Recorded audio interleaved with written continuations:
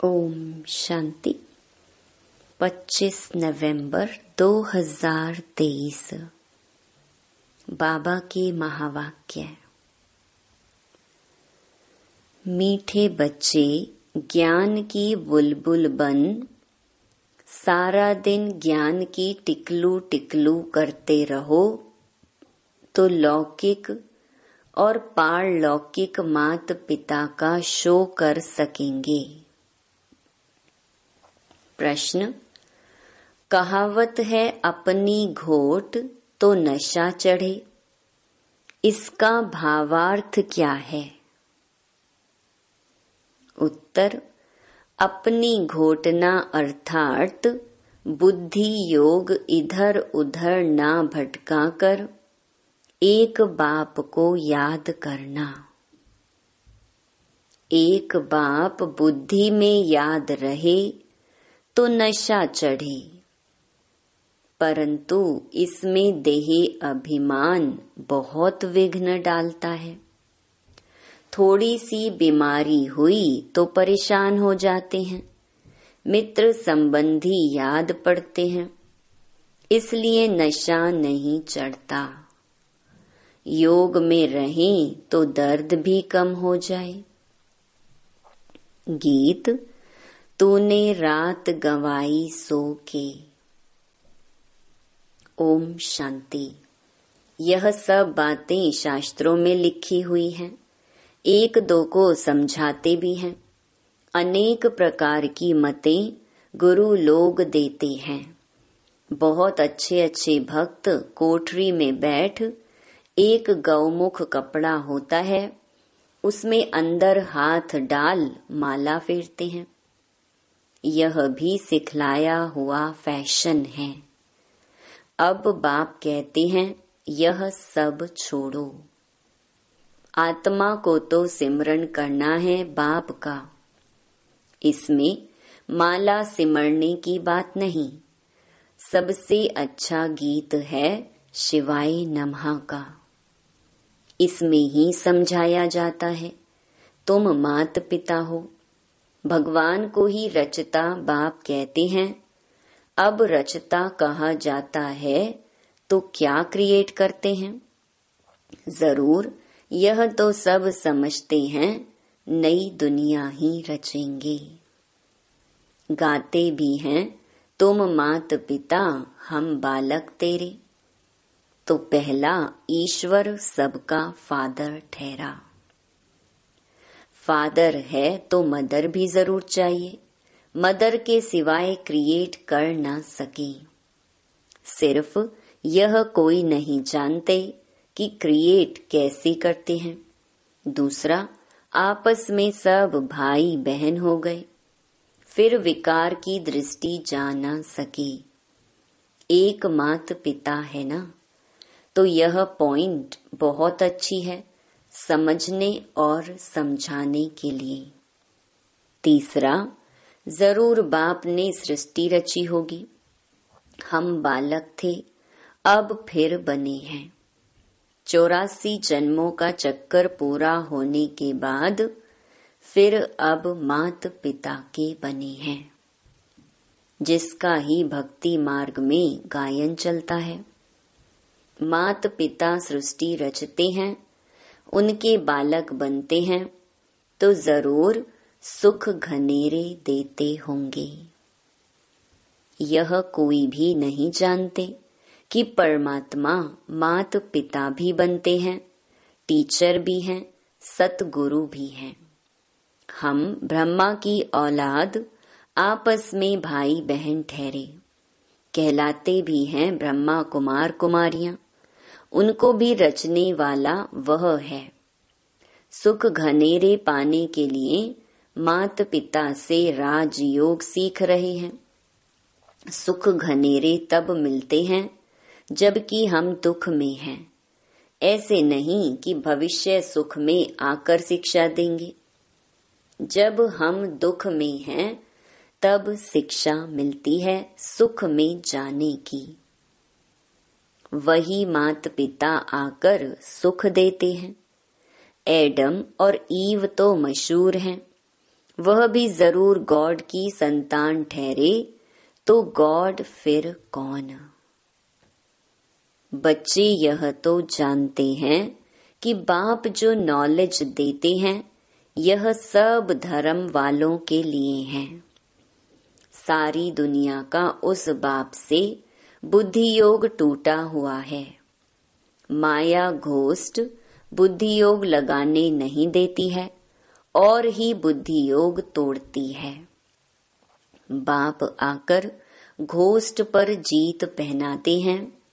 आजकल दुनिया में रिद्धि सिद्धि वाले भी बहुत हैं। यह है ही घोस्टों की दुनिया।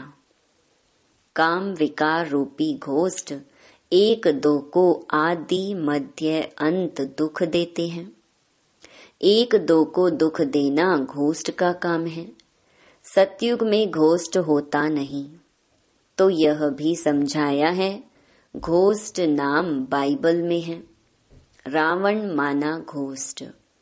यह है ही घोस्ट का राज्य। सतयुग राम राज्य में घोस्ट होता नहीं। वहाँ सुख घनेरे होते हैं। ओम नमो शिवाय का गीत बहुत अच्छा है। शिव है मात पिता। ब्रह्मा विष्णु शंकर को मात पिता नहीं कहेंगे, शिव को ही फादर कहेंगे। एडम ईव अर्थात ब्रह्मा सरस्वती यहाँ हुए हैं। वहाँ क्रिश्चियन लोग गॉड फादर से प्रार्थना करते हैं। यह भारत तो मात पिता का गांव है। उनका जन्म ही यहाँ है। तो समझाना है, तुम मात पिता गाते हो तो आपस में भाई बहन ठहरे ना। प्रजापिता ब्रह्मा द्वारा रचना रचते हैं, वह तो एडॉप्ट करते हैं। सरस्वती भी एडॉप्ट हुई है। प्रजापिता ब्रह्मा ने एडॉप्ट किया है। तब तो इतने ब्रह्मा कुमार कुमारियां बने हैं। शिव बाबा एडॉप्ट कराते जाते हैं। नई सृष्टि ब्रह्मा द्वारा ही रची जाती है। समझाने की बहुत युक्तियां हैं, परंतु पूरा समझाते नहीं हैं। बाबा ने बहुत बार समझाया है। यह शिवाय नमः का गीत जहां तहां बजाओ। हम मात पिता के बालक कैसे हैं, वह बैठ समझाते हैं। ब्रह्मा द्वारा नई सृष्टि स्थापन की थी। अब कलयुग का अंत है, फिर से सतयुग स्थापन कर रहे हैं। बुद्धि में धारणा करनी है। नॉलेज बड़ी सहज है। माया के तूफान ज्ञान योग में ठहरने नहीं देते हैं। बुद्धि चक्रित हो जाती है। हमेशा समझना चाहिए, भगवान रचता तो सबका एक है। फादर तो सब कहेंगे ना। वह निराकार तो जन्म मरण रहित है। ब्रह्मा विष्णु शंकर को सूक्ष्म चोला है। मनुष्य 84 जन्म यहाँ ही लेते हैं। सूक्ष्म वतन में तो नहीं लेते। तुम जानते हो, हम मात पिता के बालक हैं। हम हैं नए बच्चे। बाप ने एडॉप्ट किया है। जब प्रजापिता ब्रह्मा है तो कितनी प्रजा होगी।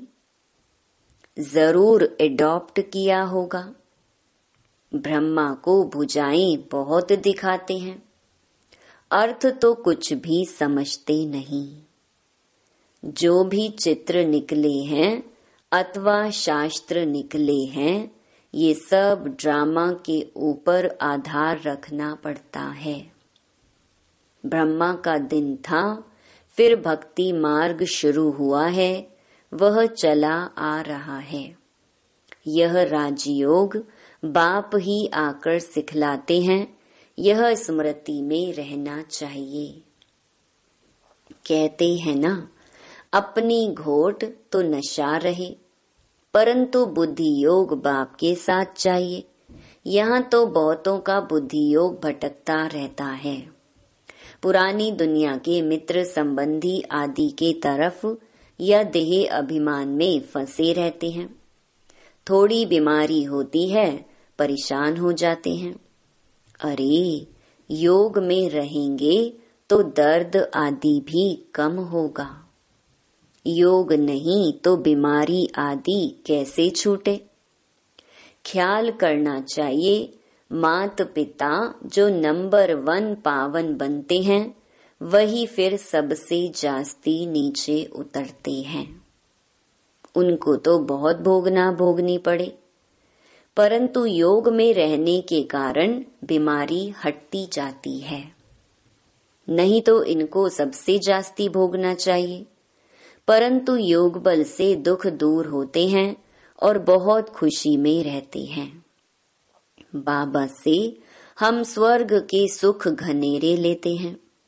बहुत बच्चे अपने को आत्मा समझते नहीं, सारा दिन देह का ही ध्यान है। बाबा आकर ज्ञान की टिकलू टिकलू सिखलाते हैं तो तुम्हें ज्ञान की बुलबुल बनना है। बाहर में बहुत अच्छी छोटी छोटी बच्चियां हैं, ज्ञान की टिकलू टिकलू करती हैं। भीष्म पितामह आदि को भी कुमारियों के द्वारा ज्ञान दिया है। छोटे छोटे बच्चों को खड़ा करना है। छोटे बच्चे लौकिक पारलौकिक मात पिता का शो करते हैं। लोक परलोक सुहेला होता है ना, तो लौकिक मात पिता को भी उठाना पड़े। यह भी तुम देखेंगे, छोटी छोटी बच्चियां माँ बाप को उठाएंगी। कुमारी का मान होता है, कुमारी को सब नमन करते हैं। शिव शक्ति सेना में सब कुमारियां हैं। भल माताएं हैं, परंतु वह भी कहलाती तो कुमारी है ना। कुमारियां बड़ी अच्छी अच्छी निकलेंगी, छोटी छोटी बच्चियां ही बड़ा शो करेंगी। कोई कोई छोटी बच्चियां बड़ी अच्छी हैं, परंतु कोई कोई में मोह भी बहुत है ना। यह मोह बड़ा खराब है। यह भी एक भूत है, बाप से बेमुख कर देता है। घोष्ट माया का धंधा ही है परम पिता परमात्मा से बेमुख करना। यह ओम नमो शिवाय वाला गीत सबसे अच्छा है। इनसे ही अक्षर मिलते हैं तुम मात पिता। अक्सर करके राधे कृष्ण के मंदिर में जोड़ा ही दिखाते हैं। गीता में श्री कृष्ण के साथ राधे का नाम है ही नहीं। श्री कृष्ण की महिमा अलग है, सर्वगुण संपन्न 16 कला संपूर्ण। शिव की महिमा अलग है। शिव की आरती पर कितनी महिमा गाते हैं, अर्थ कुछ भी नहीं समझते। पूजा करते करते थक गए हैं। तुम जानते हो, मम्मा बाबा और हम ब्राह्मण सबसे जास्ती पुजारी बने हैं। अभी फिर आकर ब्राह्मण बने हैं, उनमें भी नंबरवार हैं। कर्म भोग भी होता है, उनको तो योग से मिटाना है, देह अभिमान को तोड़ना है। बाप को याद कर बहुत खुशी में रहना है। माता पिता से हमको बहुत सुख घनेरे मिलते हैं। यह ब्रह्मा कहेंगे ना, बाबा से हमें वर्षा मिलता है, बाबा ने हमारा रथ लोन लिया है। अब बाबा तो इस रथ की खातिरी करेंगे। पहले तो समझता था मैं आत्मा इस रथ को खिलाता हूँ, यह भी रथ है ना। अब कहेंगे इनको वही खिलाने वाला है। इस रथ की संभाल करनी है। घोड़े पर साहेब लोग चढ़ते हैं तो घोड़े को हाथ से खिलाएंगे, कभी पीठ पर हाथ फेरेंगे। बहुत खातिरी करते हैं क्योंकि उन पर सवारी करते हैं। बाबा इस पर सवारी करते हैं तो क्या बाबा खातिरी नहीं करते होंगे? बाबा जब स्नान करते हैं तो समझते हैं हम भी स्नान करते हैं। बाबा को भी कराना है क्योंकि उसने भी इस रथ का लोन लिया है। शिव बाबा कहते हैं मैं भी तुम्हारे शरीर को स्नान कराता हूँ, खिलाता हूँ। मैं नहीं खाता हूँ, शरीर को खिलाता हूँ। बाबा खिलाते हैं, खाते नहीं हैं। यह सब किस्म किस्म के ख्यालात चलते हैं, स्नान के समय, घूमने के समय। यह तो अनुभव की बात है ना। बाबा खुद ही कहते हैं, बहुत जन्मों के अंत के जन्म में प्रवेश करता हूँ। यह अपने जन्मों को नहीं जानते हैं, मैं जानता हूँ। तुम कहते हो बाबा, फिर हमको ज्ञान दे रहे हैं। वर्षा लेना है स्वर्ग का। सतयुग में तो राजा प्रजा आदि सब हैं। पुरुषार्थ करना है बाप से पूरा वर्षा लेने का। अब नहीं लेंगे तो कल्प कल्प मिस करते रहेंगे, इतना ऊंच पद पा नहीं सकेंगे।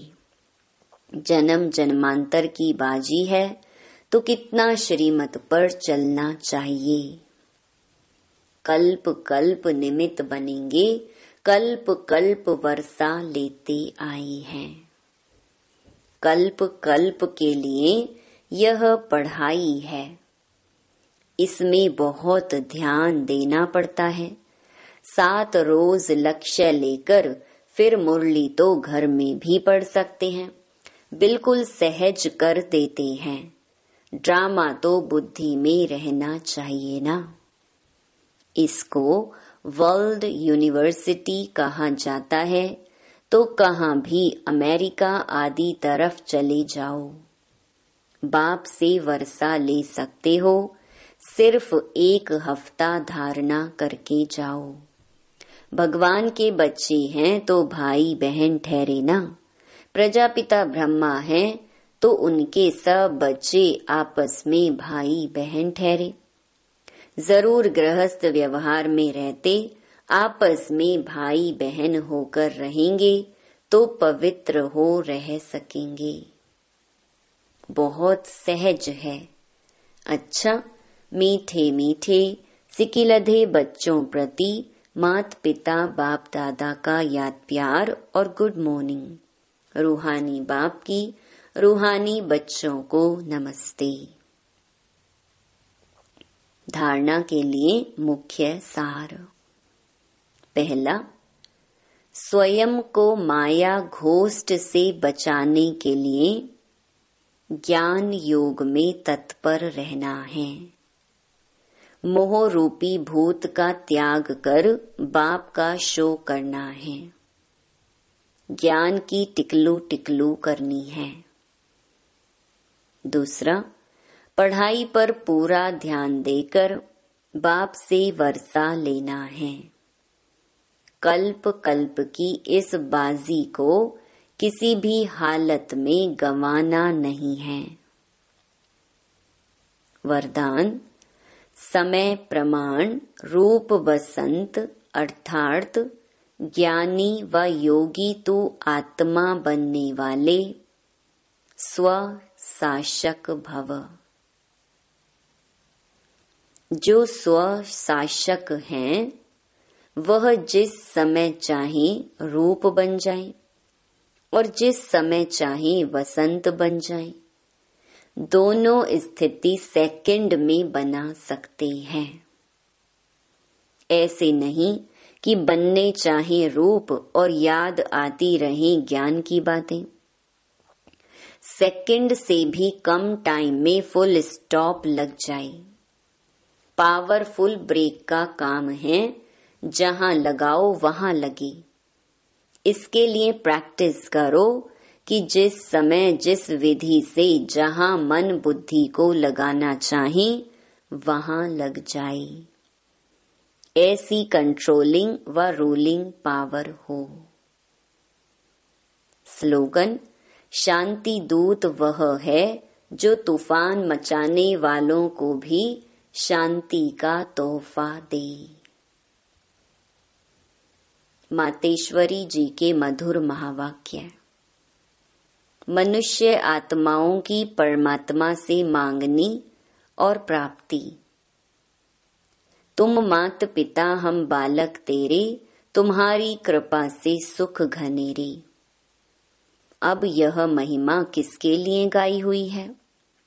अवश्य परमात्मा के लिए गायन है, क्योंकि परमात्मा खुद मात पिता रूप में आए इस सृष्टि को अपार सुख देता है। जरूर परमात्मा ने कब सुख की सृष्टि बनाई है, तभी तो उनको मात पिता कहकर बुलाते हैं। परंतु मनुष्यों को यह पता ही नहीं कि सुख क्या चीज है।